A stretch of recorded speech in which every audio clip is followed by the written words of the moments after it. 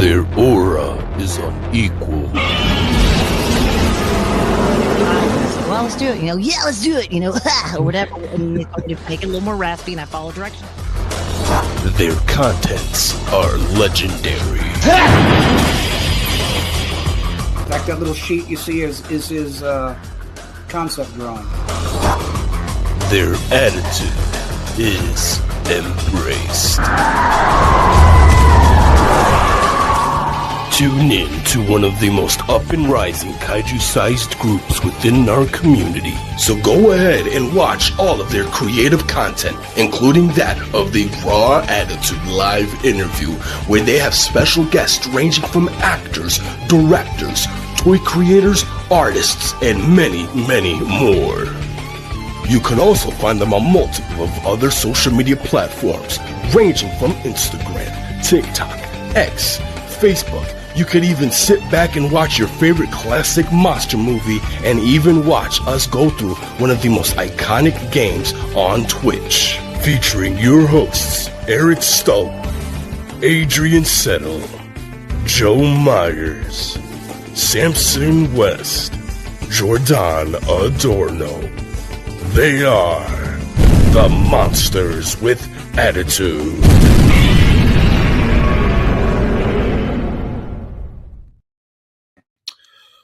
What's going on, listeners with Attitude? As always, I am your host with the most, Mr. Joe Mama, and today we are doing an MWA Presents a Raw Attitude interview live and in living color.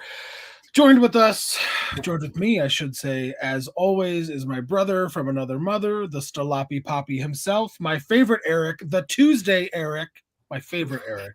Yes. Tuesday Eric. Eric, what's going on, buddy? How are you? I'm good. Got done with work and just relaxing the mind and glad to be on here. Going to talk some awesome news about a figure that I'm very excited about with some gentlemen that are very good friends of ours. It's going to be a lot of fun. I cannot wait. I agree. Without further ado, let's bring on our friends from Seismic Toys back again, Alex Rusty and Chris Olio. What's going on, guys? How are you? Good. How are you guys? Great. Happy to be here. I'm happy to be back. Yeah, last Yes. time we talked, you guys teased all these great products, and then there were some teases at G-Fest, but we'll get to that in a minute. Before we dive deep into the Last Dinosaur and some future things that you guys have going on, I want to ask, how was your Godzilla day? Did you guys enjoy all the news and announcements, the shorts? Alex, did you do anything to celebrate? Yeah. Did you party? I didn't stay up late to watch it because it was a Sunday night, but but it was great. I mean, I think I speak for all of us when I say that, Giant Condor was an incredible release, and I can't wait to get it in my hands. And I personally really liked the fact that they made, I love the Godzilla Day shorts, but I do not like that ratty old Final Wars suit that was, barely holding together. Mm-hmm. So exactly. I'm so happy they've got a new suit. It looks great.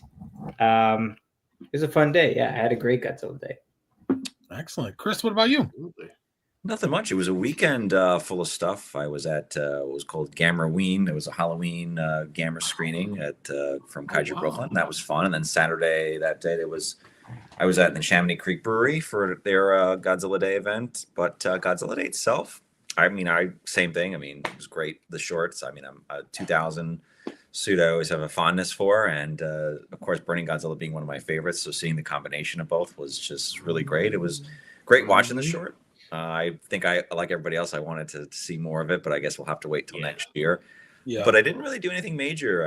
It was kind of late working that day. But the next night, I went to our Alamo Draft House because they were screening Return of Godzilla, Godzilla 4. So I went to that as sort of a day after celebration.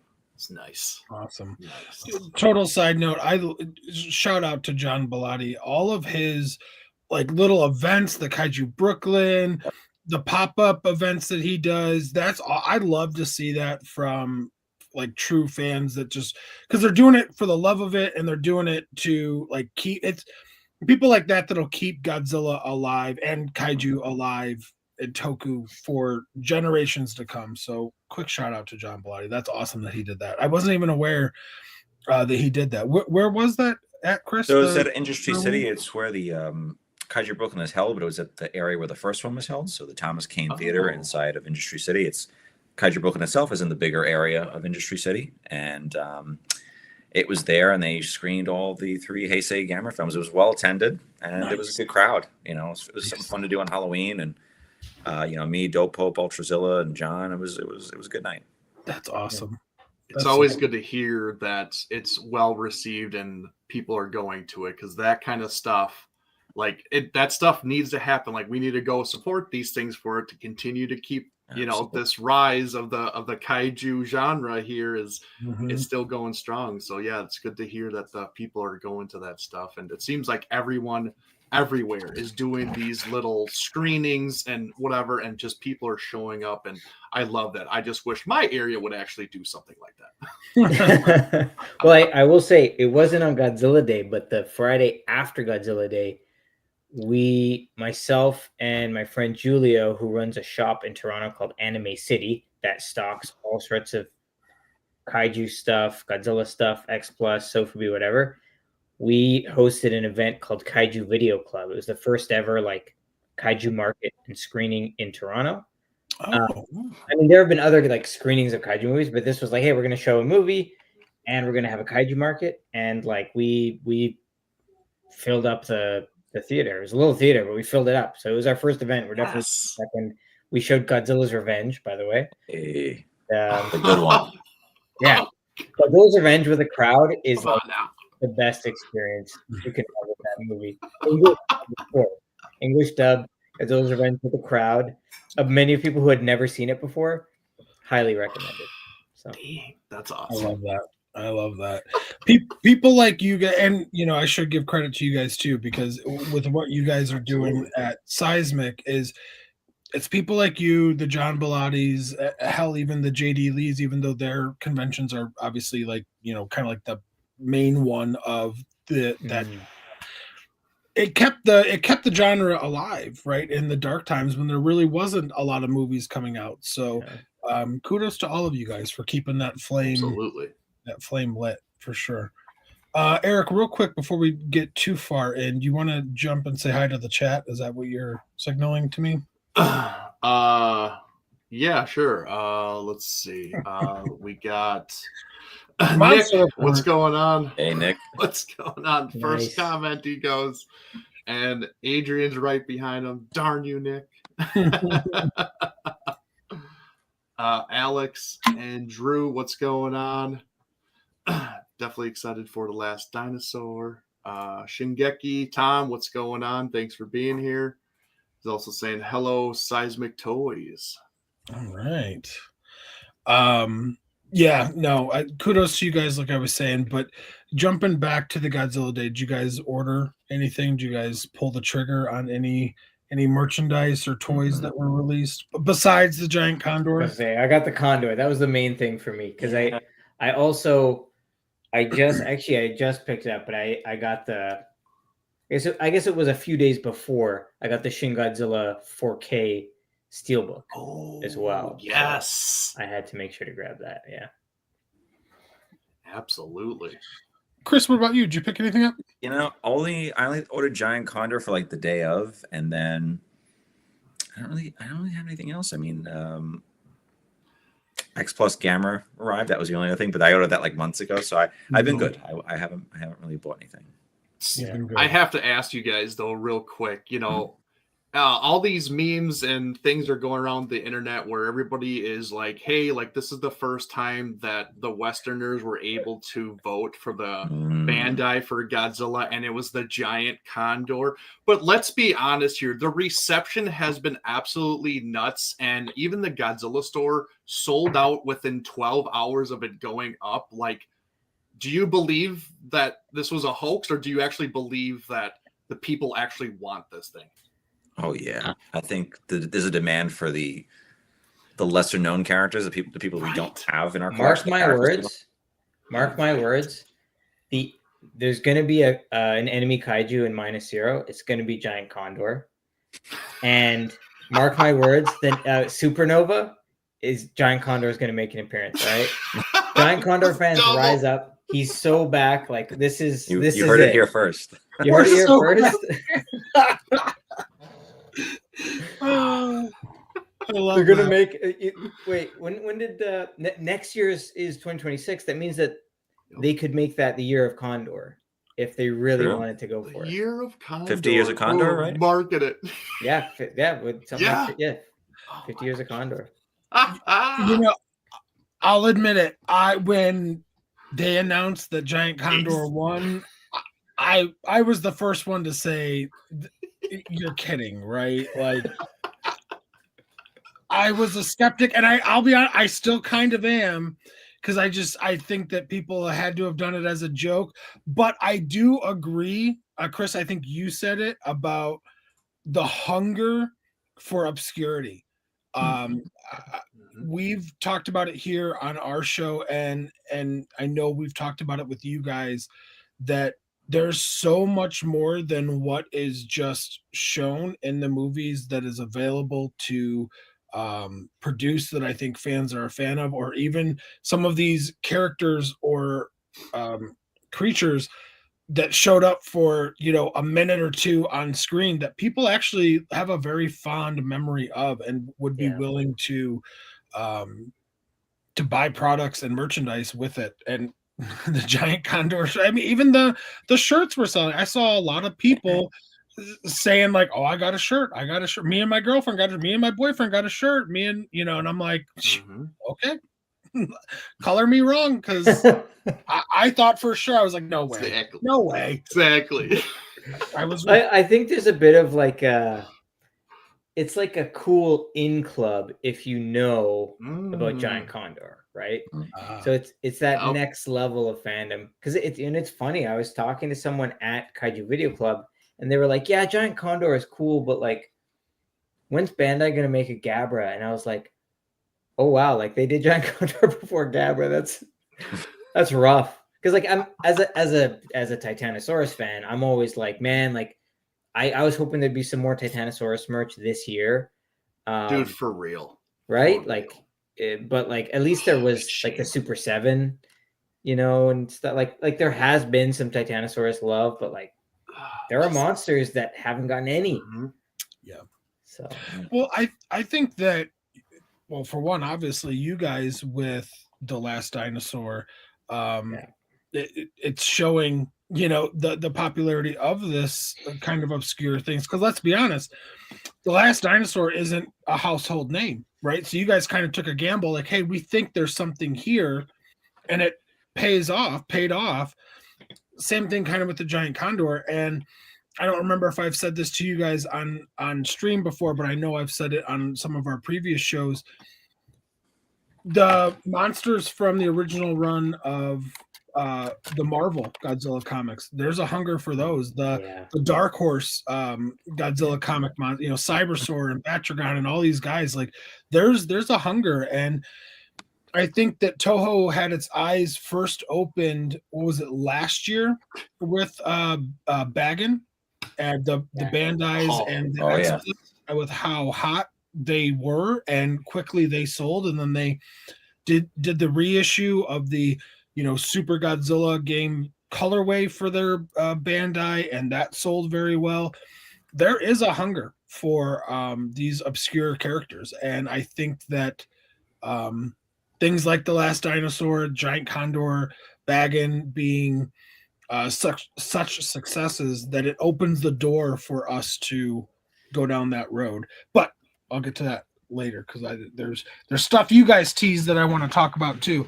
What do you guys think of the Godzilla short, real quick? It's fun. It was really good. I wanted more, but I thought there was some really great miniature effects. It was great seeing the burning Millennium Godzilla. It had a good tone, and I'm excited to see more. Yeah, no, I dug it. I mean,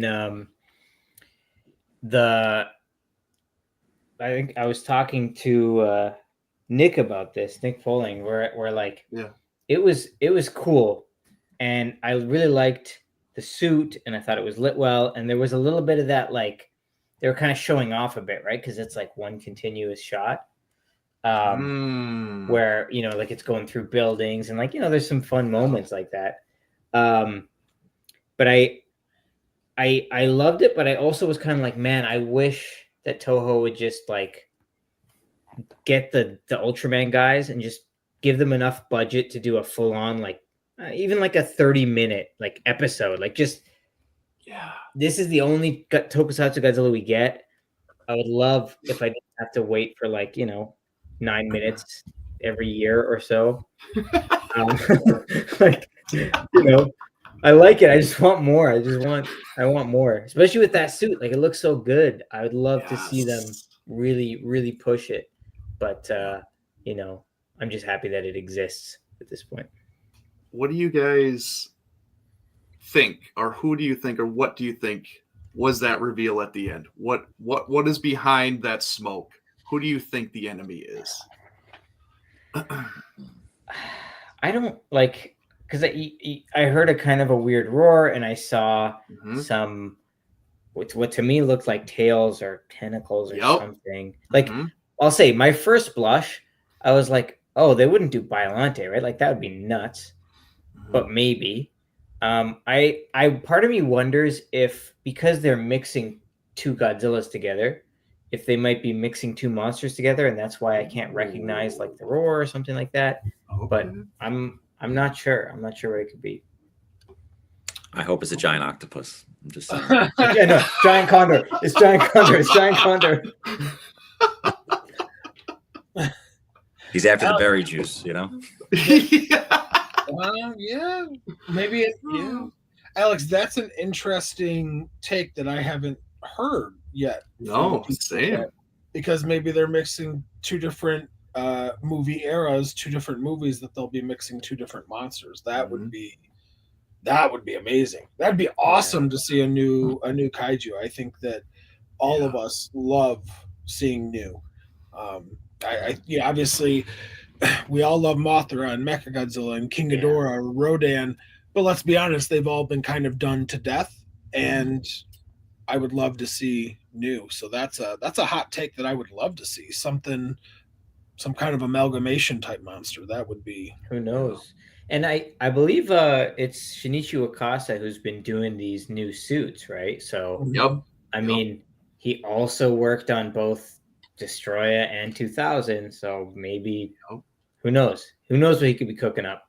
What if it's like the poster version Destroyer or something, like something very weird, like like all bets are off at this point. Who knows? I know. I actually, my realistic thought and guess, and along with Jordan, actually, we were kind of thinking the same thing. We think it's the new kaiju from the manga Volga.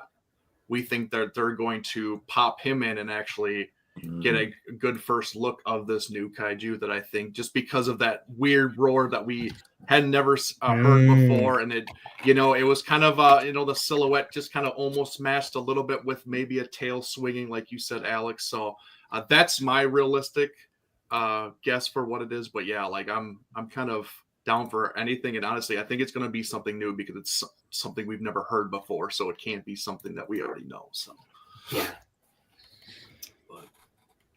Could be Nick says the villain could be a mashup Shin.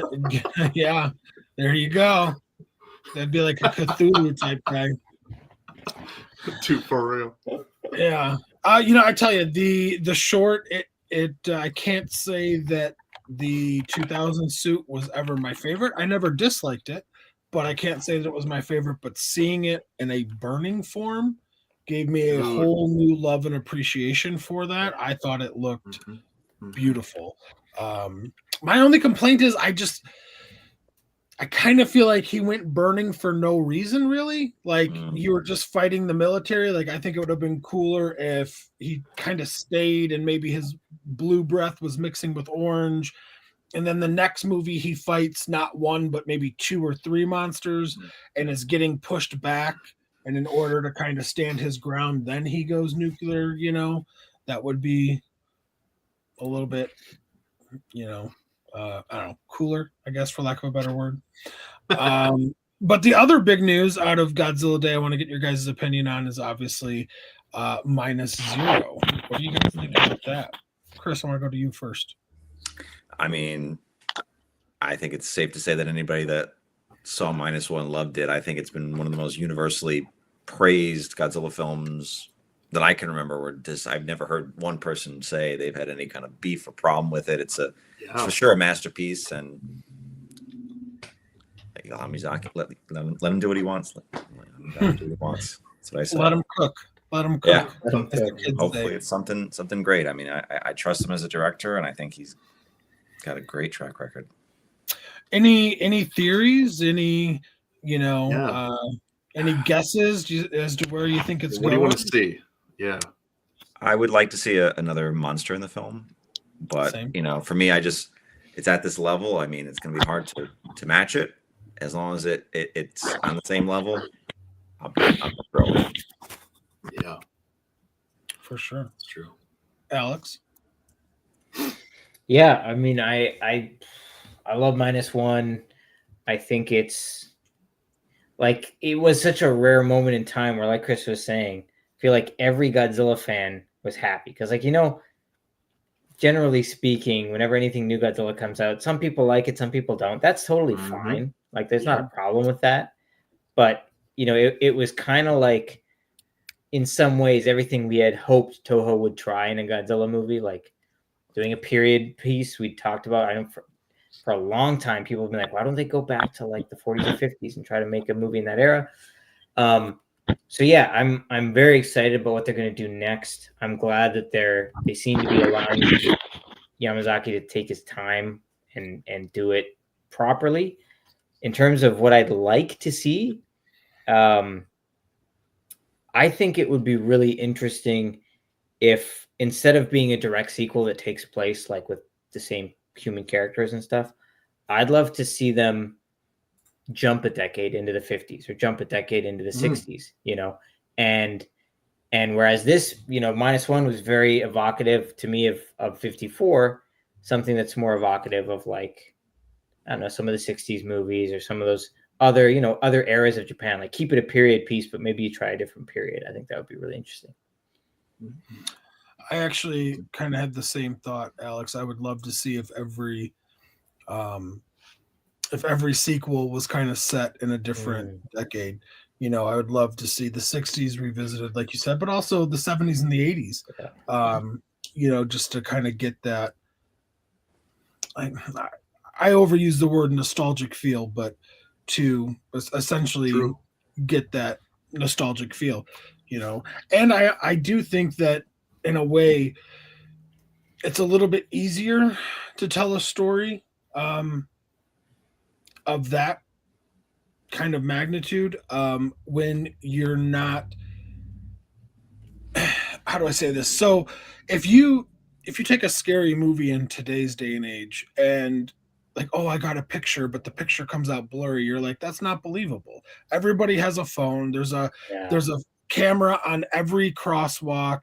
There's iPass or cameras. There's webcam. Everybody has a camera. Like, there's no mystique left, and it makes it really, really hard because you're not only suspending your disbelief for the whole story anyways of whatever it is that you're watching, but now you got to really, well, wait, I could take a better picture than that, or there's a webcam, or I have a cell phone with a picture and whatever. Like, you have to write in so many of these little plot devices of, oh, I'm in a place that doesn't have a Wi-Fi or cellular and whatever, and it's like, that's very few and far between these days.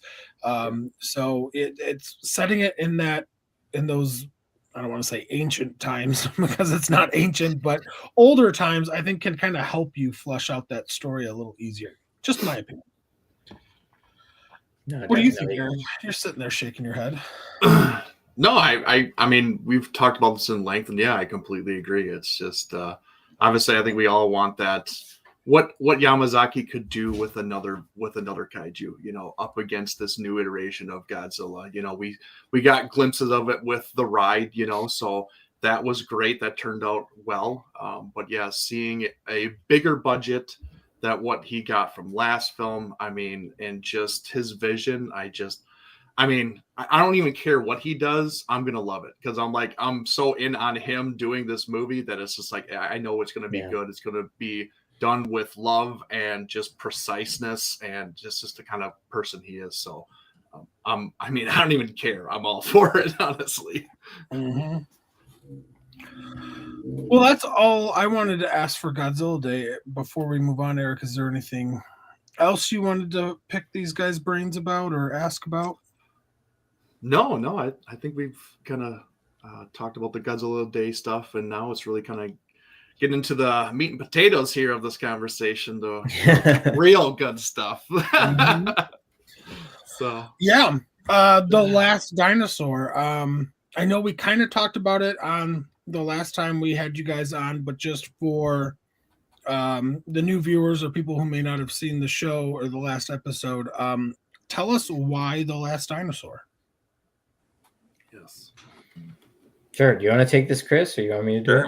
I mean, I think for Last Dinosaur, the question is why not? That's one of the things that we kind of asked about ourselves. That's true. Kind of deciding to do it. For us, The Last Dinosaur was something that we kicked around for a little bit, and Alex will talk a little bit more about it. But the journey to get the rights of the figure was very much a Herculean effort. It was a lot of running here, running there, running here, running there, and you know. But it for us, it was something we talked about many years ago. It just wasn't something that was in the cards at the time. But now, again, thankfully, we found out where to go in the proper channels to get it.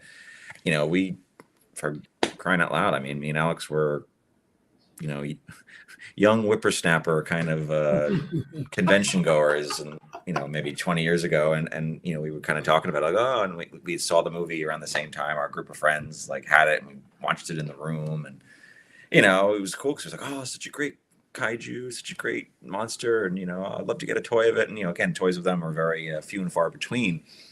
So that's sort of how we kind of decided. And again, the fact that there is an appetite and a nostalgia for this character. The film is very well beloved, and you know, we're just happy that we're gotten the opportunity to try it and make it. Absolutely.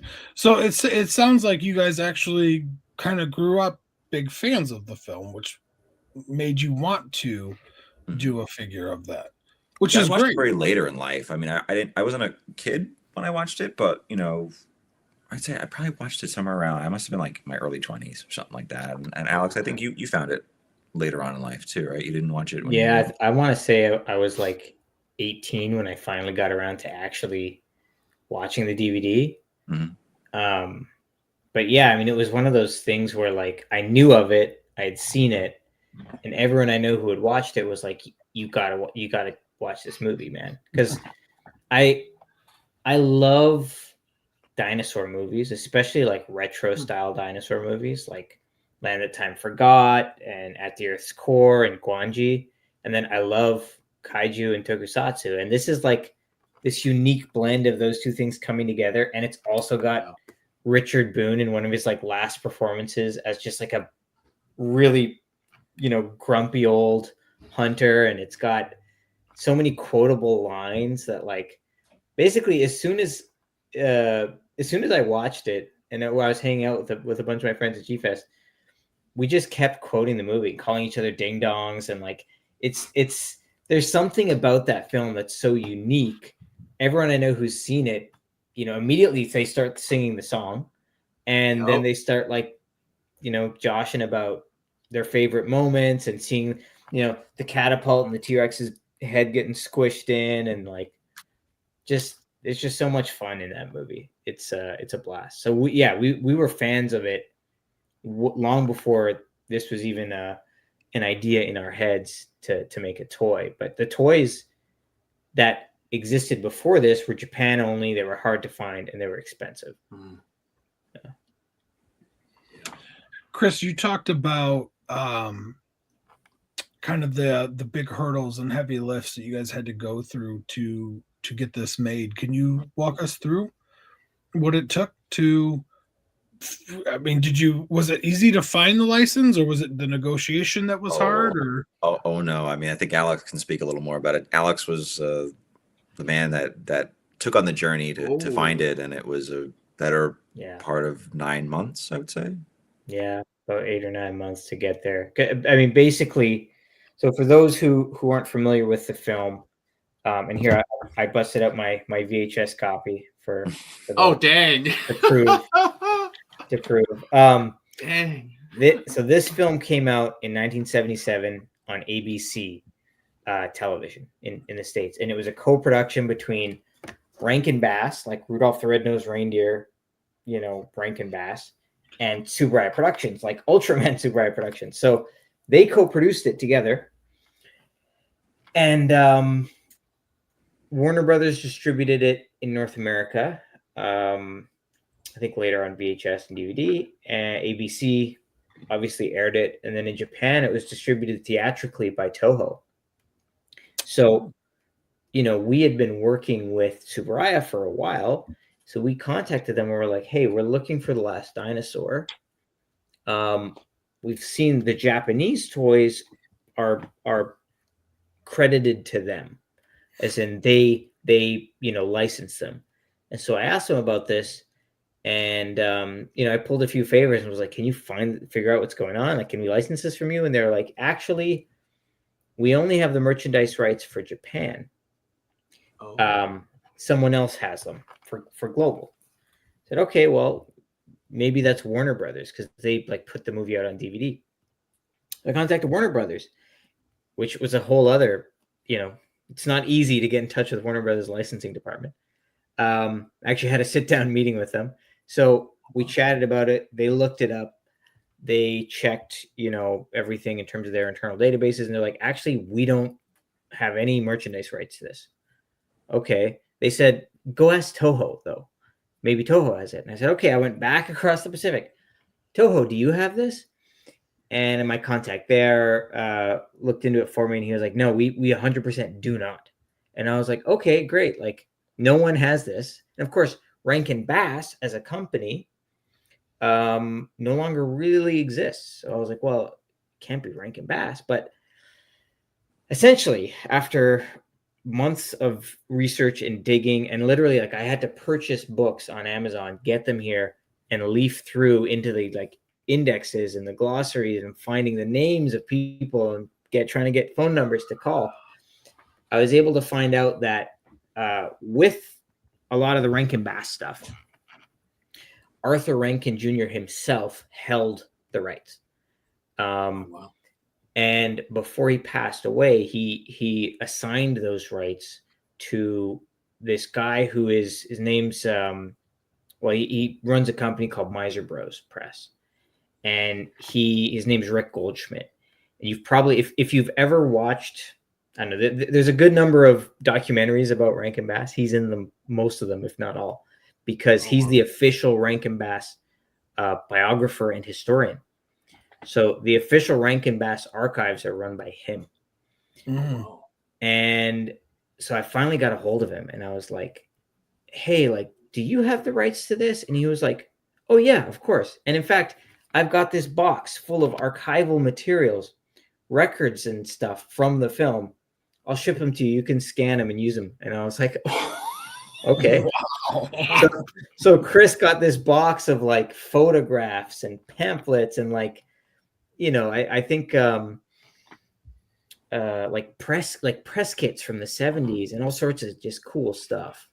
Wow. So it took a long time, but I'd say it was worth the trouble. That's amazing. Yeah. Good things come to those who wait. Wow. Yeah. So Alex, because of that, we were able to include, that's how we're able to, one of the things in the Kickstarter is this this exclusive poster. So there's a new poster that we designed, and we designed it using art that was supplied to us from the official Rankin Bass archives. and the art I had never seen before. And I was like, what is this? And then what I found out was that when Arthur Rankin pitched the film to the ABC executives, how he would pitch a film is he'd get an artist, he'd hire an artist, usually from Japan, to create this, kind of like mock poster. And he'd have all the ABC executives in a room. He'd have a cloth over an easel with the poster on it, and he'd pull that off, and he'd say, "Here's my movie." And so that's the art that's on this poster that we're now, you can get from the Kickstarter. So like really cool stuff that is very rarely seen, and we're happy to kind of bring some of this history back because it's a beloved movie, but I don't think it's really had its due over here. So. For sure. Eric, I know there was a question you wanted to ask them. Oh, no, it's not really a question. I was like, well, since you can do this Herculean effort and dig all this stuff up, can you find the Kong rights and start doing stuff for Kong? Because seems like nobody knows who has the rights for Kong. We're on the case. I'll get my detective, my magnifying glass, and my call up Sherlock Holmes and Watson. Let's call in all the favors. Let's do this, okay? In It's Always Sunny in Philadelphia, there's that image of Charlie, and he's pointing to like all these strings and pins, push pins. That's how I felt tracking down the rights to The Last Dinosaur. So if I can do that, maybe I can find Kong. That's amazing. One of our ever faithful, who I'm surprised is actually not in the chat, Nathaniel Plummer. He is a massive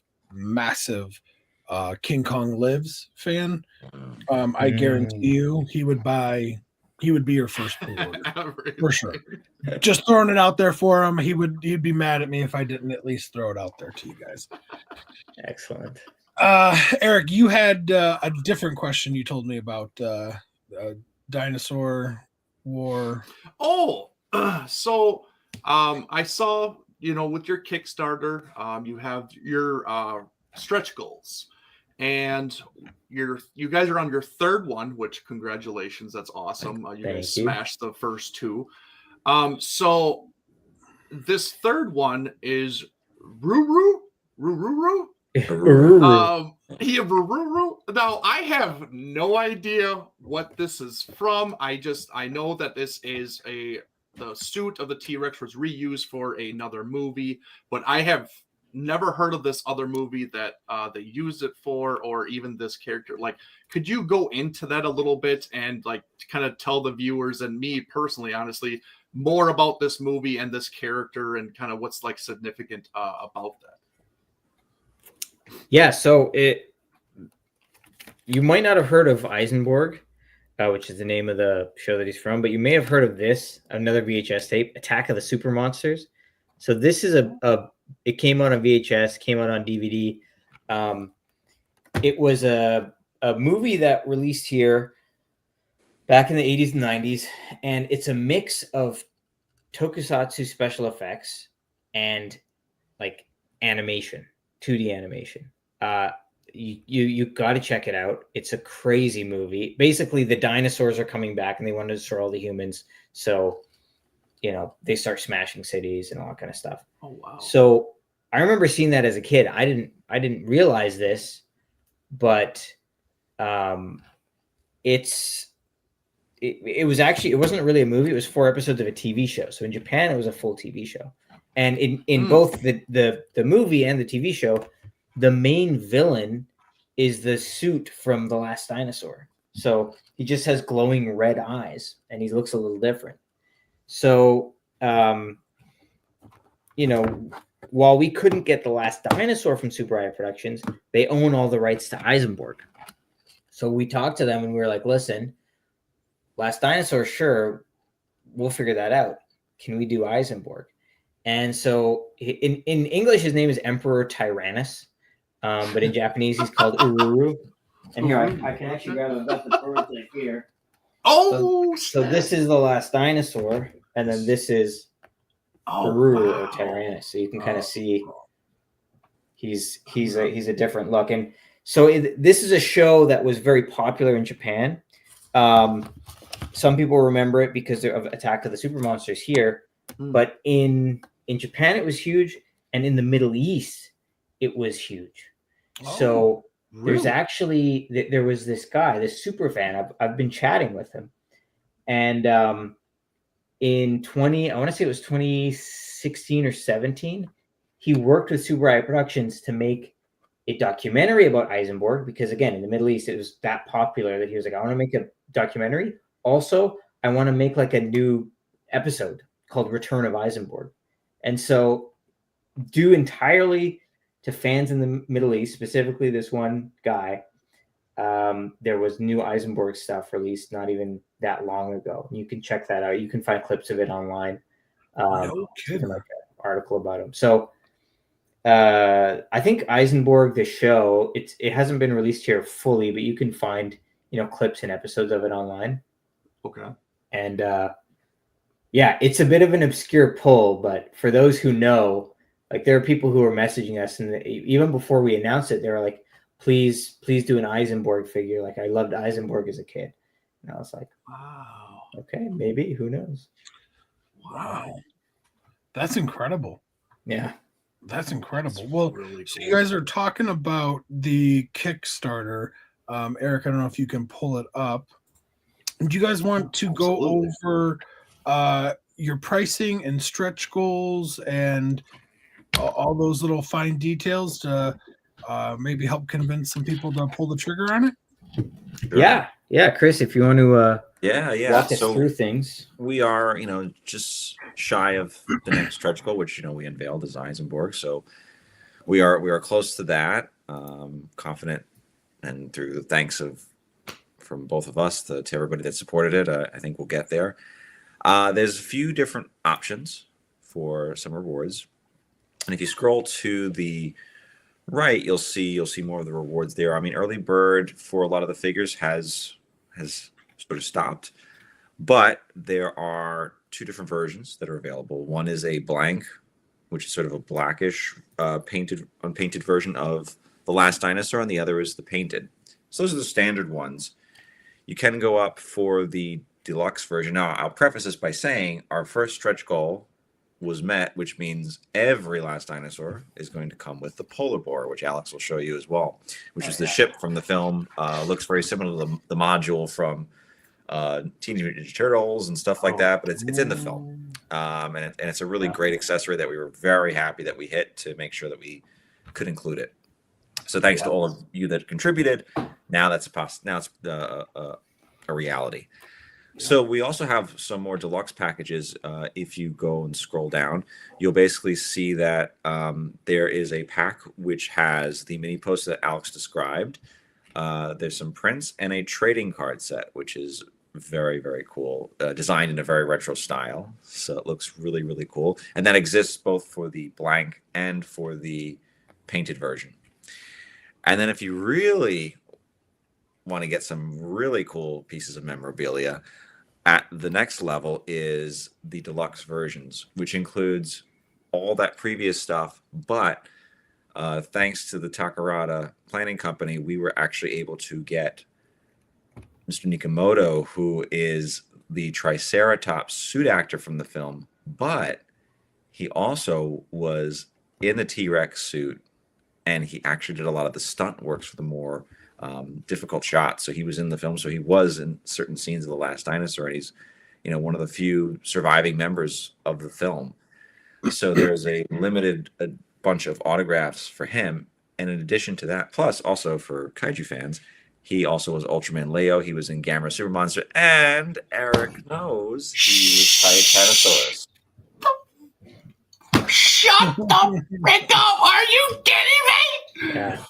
Yeah. Holy so we're very excited that this was something that we were able to get, and he's really excited, and hopefully one day he comes to a convention here in North America, which would be really great. Yeah, we're trying. We've been talking to the Takarada Global Agency to be like, this is kind of the first thing he's done with Western fans, and we really want to bring him out and bring him out to more shows. So if people want to see him, please let your convention organizers know. Yep, and tell them to contact the Takaradas for that. And also Joan Van Ark, who is also one of the last surviving members of the original film, and she was the photographer in The Last Dinosaur. She is also doing a limited number of autographs for those packages as well. And it was really great to get in contact with her. And, you know, she's excited that people remember the film and love the film so much. So there's various levels that you can go. I mean, obviously, if you wanted to get a bunch of wholesale of the blanks or the wholesale of the painted versions, that's a possibility too. But lots of different options depending on what you want as a collector or what you want as far as reward tiers. Wow, that's amazing. That deluxe set with the autographs and the poster, the trading cards, that's $340. Is that right? Yep. Mm-hmm, mm-hmm. And also, I mean, it's not pictured here, but we posted it in the update. Obviously, our second stretch goal was met too, so it'll be a backdrop for your figures, so you can have a cool three-dimensional environment for them to be in. Yeah, and so that's what I was gonna say. So the price will include everything that you guys are seeing there, plus the stretch goal of the ship, Polar boar, the hollow boar. Is that how you say it? Polar boar. Okay. Mm-hmm. The backdrop, and then anything else that's added. So like once you buy anything else that's unlocked or whatever will be included, for those of you that aren't aware of how Kickstarters work. So you guys, okay, so I'm not very super familiar with Kickstarters, if I'm being honest. So you guys don't actually like release what like level 3, 4, 5 is, or 4 and 5 is going to be. Is that how that works? Yeah, like as far as the stretch goals. Yeah, that's when if once we reach the current stretch goal of for Ururu from Eisenborg, then we'll announce the next one. Gotcha. Okay.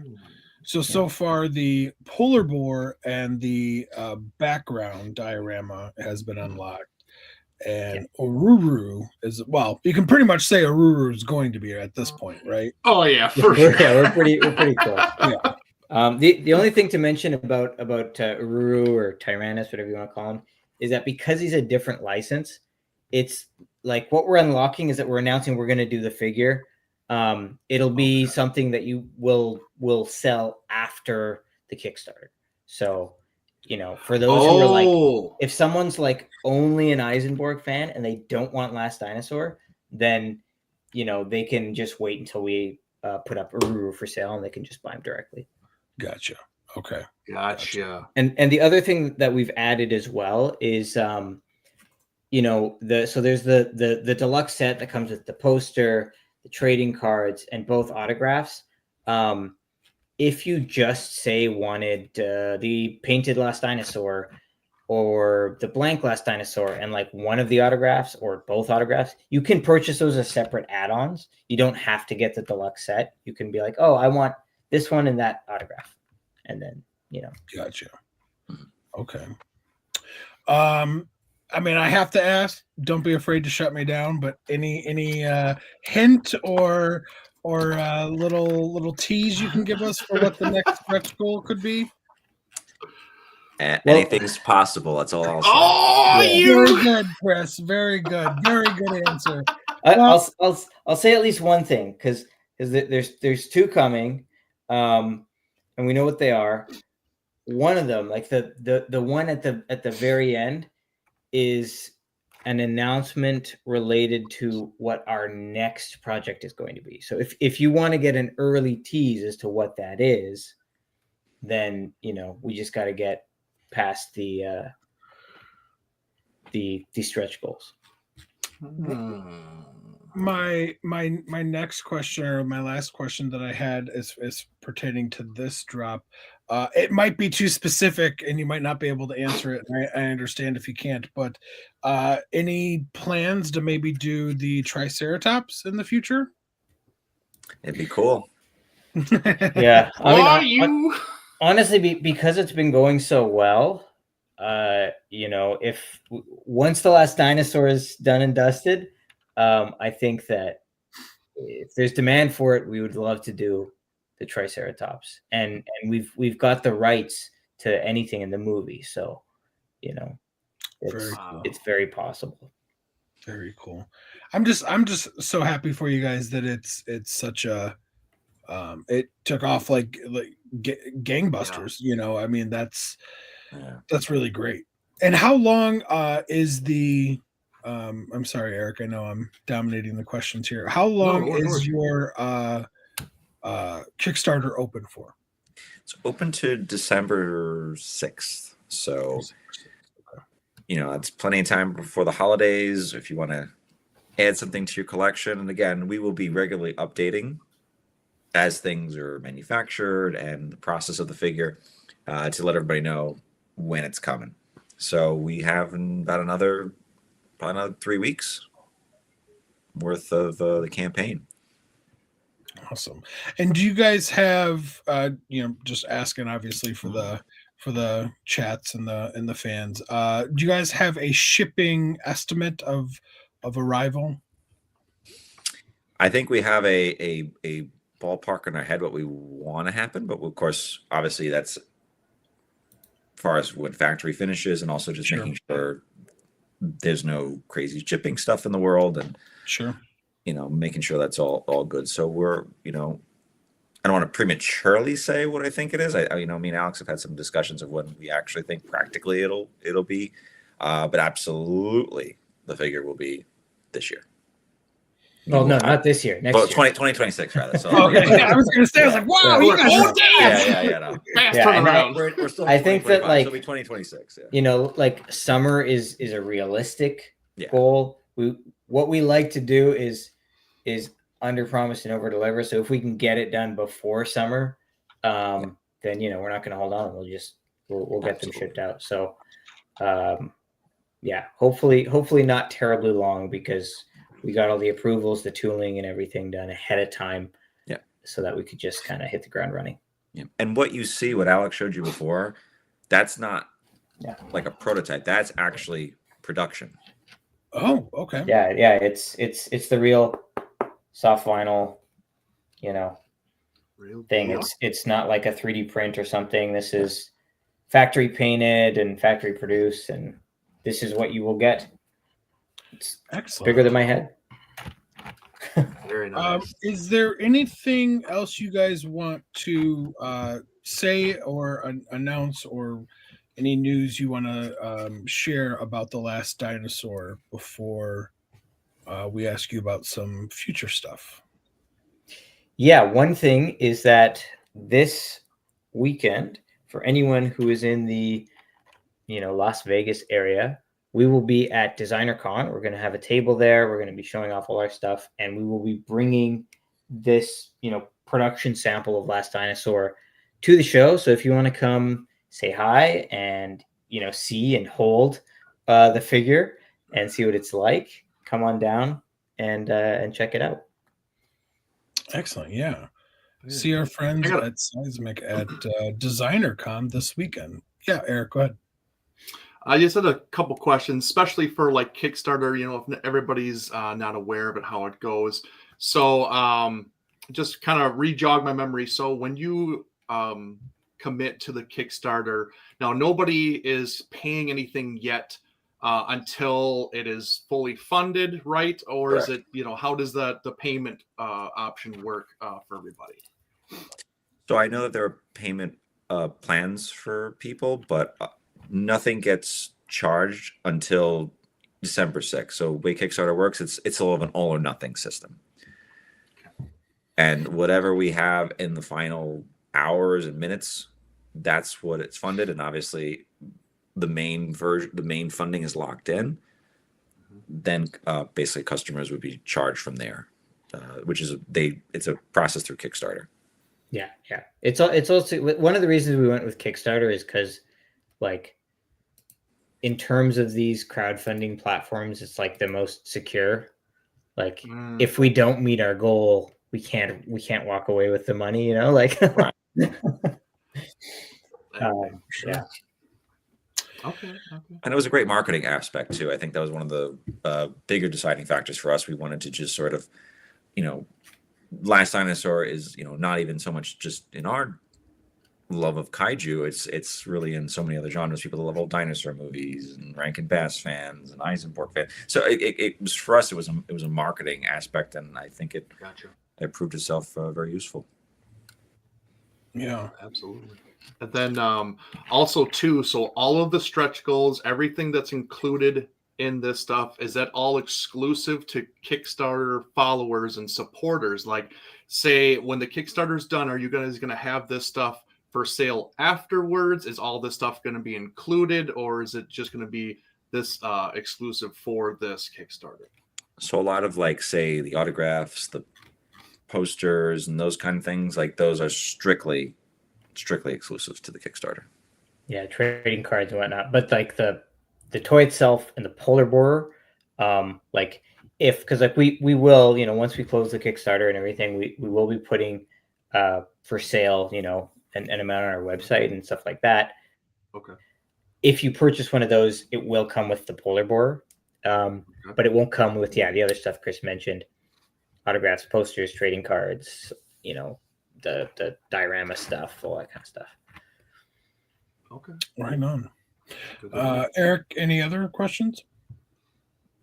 I mean, other than I don't think so. I have put the Kickstarter link in the chat, so if anybody is looking for the Kickstarter link, it is in the chat. So just click on that; it'll take you right to their Kickstarter. You can find all of this information that we've been talking about, and honestly, go fund it and get your guys's The Last Dinosaur for sure. I definitely will be doing this, but yeah, just kind of wanted to throw that out there. Now, for those of you who may not be aware, Chris and Alex, they've done this Avenger, Gomez, Gigantron. I know I'm forgetting a bunch, but and multiple different colorways, and you guys have released a bunch of really great things. How many are you up to now? How many? Oh boy. As far as like general molds, Look at your shelf, Chris. See if you can count. I was gonna say, we have 1, 2, Gyrus too. Yeah, I forgot about that.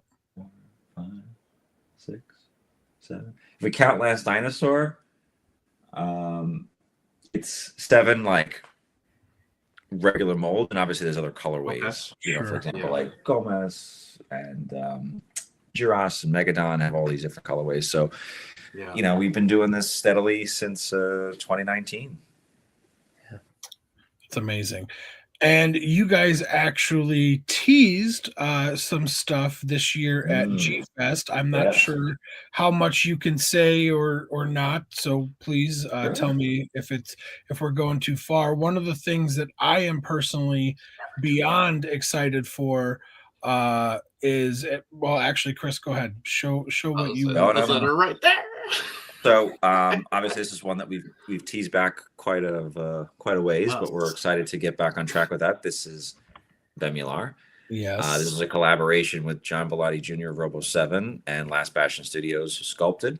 So we will get back on track with this figure, which is it's a really awesome redesign of Bemular, and I think it's going to turn out great. In addition to that, we also have obviously Astro Boys, which we're currently on the website over the summer. Gigantron, which is on pre-order right now, which is also sculpted by Dope Pope. It's beautiful. It's a huge figure. It's an impressive wingspan. Do you guys have a shipping estimate on Gigantron, Chris? Yeah, usually if you order it from our website, I mean, on average, it depends on where it's shipping to. If we're talking about, 50 U.S. states kind of thing, somewhere around the $17, $20-ish, depending on your zip code, so to speak. But again, it does ship to other areas as well. So if you go on our website and you're interested in buying, say, for example, Gigantron, you could just throw it in the cart and it'll give you a shipping estimate. It should be soon. We just finished production. Yeah, so, it's gonna be coming. Oh yeah, there he is. That's the one. These two. Yeah. Oh God, wrong one. Not me. Eric, get your ugly mug off the screen. Just not me. I don't want it. So we've got Zarkor and Kra from Full Moon. These are sculpted by Creature Preacher, who did a really outstanding job on them. And these will be something that we will also be circling back to again now that Last Dinosaur sort of is like the end of the year project. This is something that, as long as Bemular will get into this year, 2026, coming up. Okay. So these are just really, really cool. I mean, again, if you remembered the tapes from the 90s and you watched these during sort of the kaiju non-renaissance, when there wasn't a lot of material, when there was a bit of a break from Godzilla films in the 90s, that was something that was sort of a fun one. But we're excited to get back on track. These are great, though. They really well sculpted on them. I was telling Eric before you guys jumped on that Zarkor was like a staple of my house when I was a kid. And oh, really? And I will even say that a couple of years ago, I asked you guys, and I even threw out Zarkor. So I'm not saying I'm responsible for you guys doing it, but I'm telling all of my close family and friends that it's because of me that you guys are doing it. Just so you know, so you can just take back it. me up. Yeah, take it. Don't let his ego get too big. Okay, let's come on. No, I honestly, the Zarkor that's like I'm super pumped for that. That's very cool. That's one of those obscure ones that I don't think people realize how many of us watched it, and it's exciting. That's very cool. You said that Zarkor and which one were next year? I'm sorry. Kra. Zarkor, Kra, and we're gonna circle back to Bemular as well. So, and there's other stuff that's very exciting that we can't totally come on now say exactly what it is. Otherwise, we'll give it away. Come on now. He's teasing everybody. I know. So as of now, you guys are thinking you're gonna have 3 releases next year: Bemular, Kra, and Zarkor. That's impressive. Those will be whether they'll be all made in 2026, but a lot of them we're hoping to get up and pre-order for sure. Yeah, that's amazing. Okay, that's amazing. We know we'll have at least 2 that's on track. So there'll be a Ruru and Last Dinosaur will be a 2026 delivery to customers, and we're gonna try to get more out there too. And Gigantron too. By the time probably it ships, will technically be 2026. If not, if it comes early, we'll let you know. Yeah, I love that. I honestly, I don't say this lightly. I'm so happy for all of your guys' success. It's honestly, you guys are great people, great friends, and thank you guys for doing all of this and keeping our young inner child dreams alive with some of these obscure things that honestly Eric and I have talked many a times that we never thought we'd really see something in our collections pertaining to these movies. So thank you guys for that. Oh no, it's our pleasure. Listen, it's a labor of love. It's a lot of weekends and nights, and it's a lot of work, but we love it. And if we didn't, we wouldn't be producing what we're doing. And we're just lucky and very grateful to the collective community that they've embraced not only previous releases, but have really embraced Last Dinosaur wholeheartedly. And so I just really want to, on behalf of me and Alex, just thank everybody who has come out to support and share, or just, tell a friend about Last Dinosaur. It's been been very, very humbling.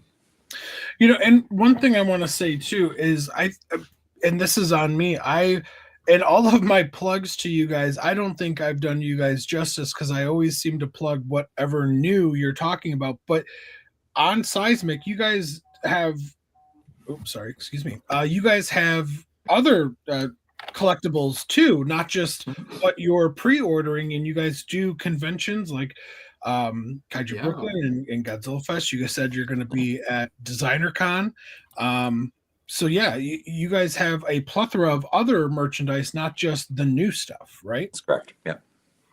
Yeah. And as things go on pre-order, they will announce them and usually put them online. And when pre-order alerts go out, it's for various products, whether they're SH Monstroids to Ichibanchos to Bandai to Sofubi. It's really kind of we try to have a little bit of everything for every collector's taste.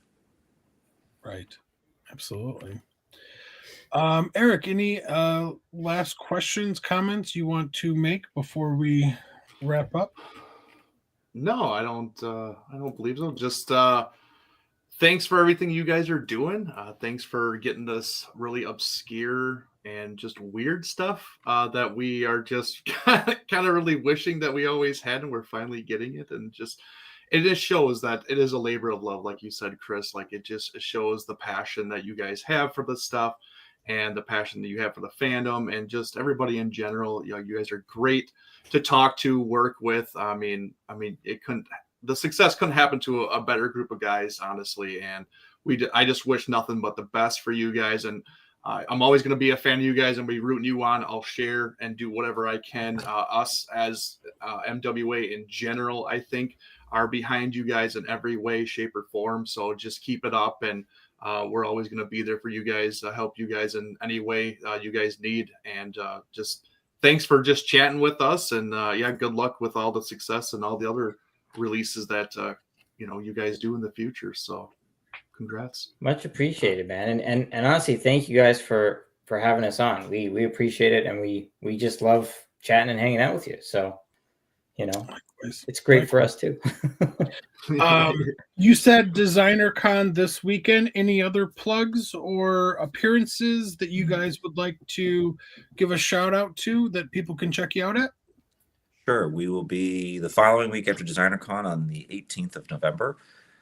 We will be at the Japan Society, which is going to be hosting one of the awesome sort of tri-state area East Coast Ultraman live stage shows. So there'll be a live stage show and some screenings. So if you have never seen an Ultraman stage show, I highly recommend checking it out. The Japan Society is an amazing venue. It's a great organization. They're doing them in various spots sort of in the tri-state area, but I would say if you wanted to go to it, I mean, definitely go and check them out. So we'll be there as well. And then I think we may have one more local convention, but I think that's it for the rest of the year. And we'll sort of in January figure out our convention appearances for 2026. Yeah. Mm-hmm. Absolutely. Excellent. Well, with that, everybody, thank you so much for tuning in. We appreciate it. Check out seismictoys.com for all information on future releases, some backlog information on collectibles that they have. Chris, Alex, thank you guys so much. I second everything that Eric said. You guys are amazing guys, amazing friends. I'm happy to just know you guys. Honestly, you guys are great. Eric, thank you for riding shotgun with me as always. Absolutely. And to all of our faithful friends, followers, new fans, we appreciate each and every one of you. Do us all a huge favor, hit that like button, hit that subscribe button, and as always, it is one phrase, 3 words: embrace the attitude. We'll see you guys next time. Thanks, guys. Later.